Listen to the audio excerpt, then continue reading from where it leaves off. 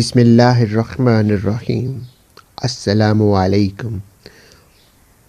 سفر تابوک سے واپسی پر مدینہ پہنچنے سے پہلے آپ صلی اللہ علیہ وآلہ وسلم نے چند صحابہ کو حکم دیا کہ وہ قباء جا کر اس مسجد کو گرا دیں جو ابھی حال میں ہی تعمیر ہوئی ہے۔ قرآن کریم میں اس مسجد کی تعمیر کا ذکر موجود ہے۔ اللہ رب العزت نے اس مسجد کو مسجد ضرار کہا ہے۔ مسجد کی تعمیر کے مخفی مقاصد بھی بیان فرمائے ہیں، اور نبی اکرم صلی اللہ علیہ وآلہ وسلم کو یہ حکم بھی دیا گیا کہ آپ اس مسجد میں کبھی بھی نماز نہ پڑھیں۔ تفسیر کی کتابوں میں مسجد ضرار کی تعمیر کا قصہ تفصیل کے ساتھ مذکور ہے۔ اس تفصیل کا خلاصہ یہ ہے کہ رسول اللہ صلی اللہ علیہ وآلہ وسلم کی مدینہ تشریف آوری سے پہلے یہاں قبیلہ خزرج کا ابو عامر راہب نامی ایک شخص موجود تھا۔ یہ شخص پہلے بت پرست تھا، بعد میں اہل کتاب کی صحبت میں رہا، ان لوگوں کے کچھ صحیفے پڑھے یا سنے اور نصرانی بن گیا۔ چونکہ قبیلہ خزرج میں اسے بڑا سمجھا جاتا تھا، نصرانی بننے کے بعد بھی اس کی یہ اہمیت برقرار رہی، بلکہ کچھ اور بڑھ گئی، یہاں تک کہ اس کی پرستش کی جانے لگی۔ جب آپ صلی اللہ علیہ وآلہ وسلم مدینہ منورہ تشریف لائے تو یہ شخص آپ کی خدمت میں حاضر ہوا۔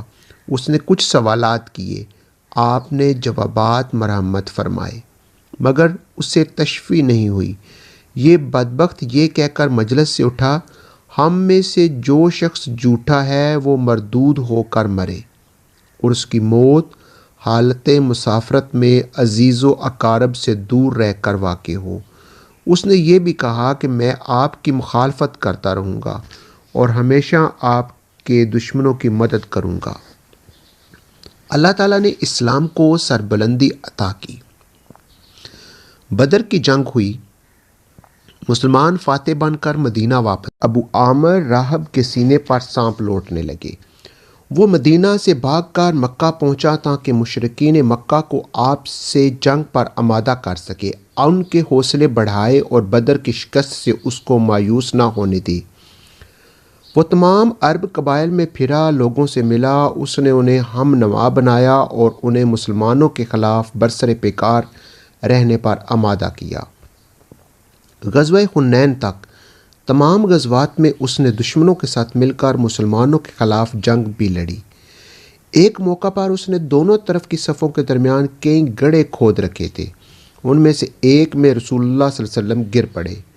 آپ کا چہرہ مبارک زخمی ہوا اور نیچے کی طرف سے سامنے کے 4 دانت بھی آپ کے شہید ہو گئے۔ آپ کے سر مبارک میں بھی چوٹ آئی۔ ایک جنگ میں ابو عامر نے اپنے قبیلے کے لوگوں کو مخاطب کرتے ہوئے انہیں اپنی مدد کرنے پر آمادہ کرنا چاہا، مگر انہوں نے مدد کرنے سے صاف انکار کر دیا۔ اس کے قبیلے کے لوگوں نے کہا، اے فاسق، اے دشمن خدا، اللہ تجھے برباد کرے۔ مخالف کی یہ آواز سن کر وہ یہ کہتا ہوا واپس ہوا، میرے بعد میری قوم بگڑ گئی ہے۔ قبیلہ حوازن کی شکست کے بعد ابو عامر مایوس ہو کر شام بھاگ گیا۔ اس سے پہلے رسول اللہ صلی اللہ علیہ وآلہ وسلم نے اس کو اسلام قبول کرنے کی دعوت بھی دی اور اسے قرآن پڑھ کر بھی سنایا، لیکن اس کی قسمت میں اسلام کی دولت نہیں تھی، اس لیے وہ محروم کا محروم ہی رہا۔ ملک شام کی طرف بھاگنے کی وجہ یہ تھی کہ نصرانیوں کا مرکز یہی علاقہ تھا، وہ وہاں رہ کر اسلام اور مسلمانوں کے خلاف اطمینان کے ساتھ سازشیں کر سکتا تھا۔ ان دنوں وہاں ہرقل کی حکومت تھی۔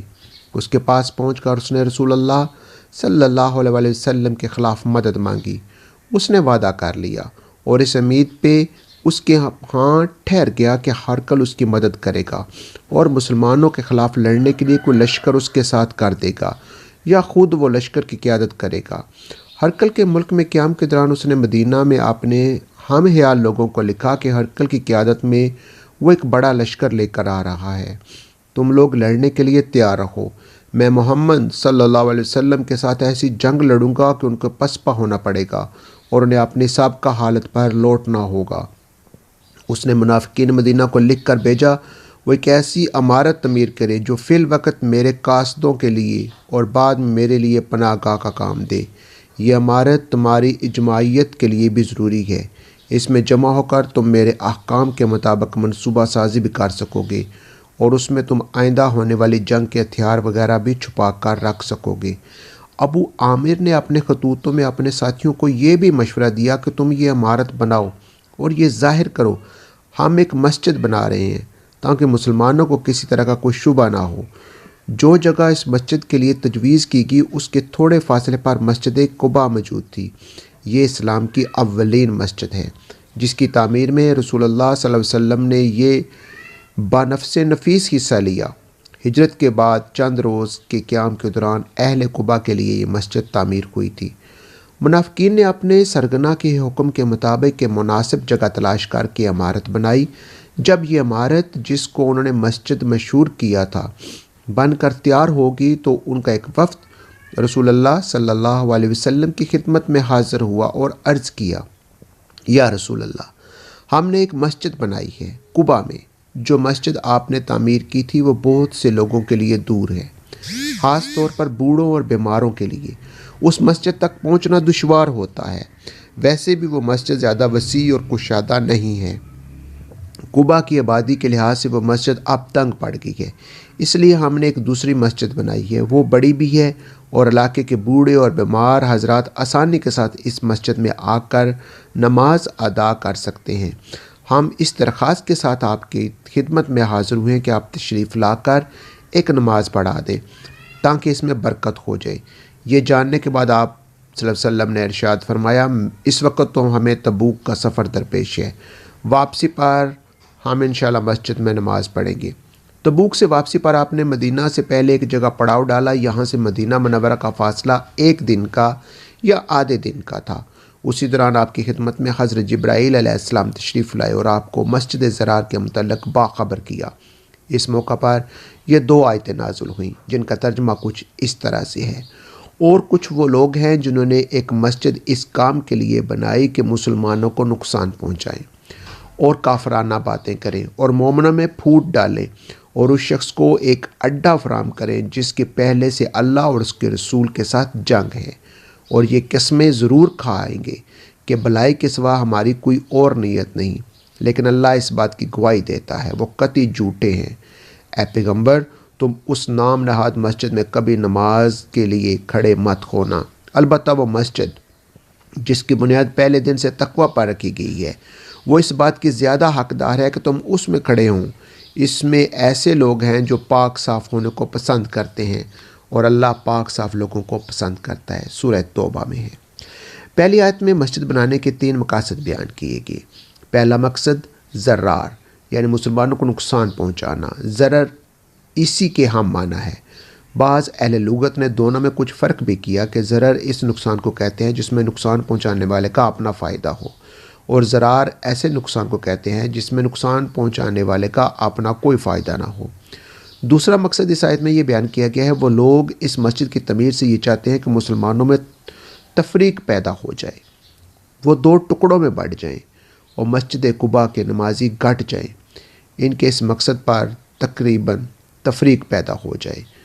اور ان کا تیسرا مقصد جو ارصاد المن حارب اللہ سے واضح کیا گیا کہ یہ تھے وہ اللہ اور اس کے رسول سے جنگ کرنے کے لیے گات لگانے کی جگہ بنائی جائے، یعنی وہ لوگ اس عمارت میں اپنا ٹھکانہ بنا لیں، اس میں اسلحہ جمع کریں، یہاں بیٹھ کر مسلمانوں کے خلاف سازشیں کریں اور ان پر حملہ کرنے کے منصوبے بنائیں۔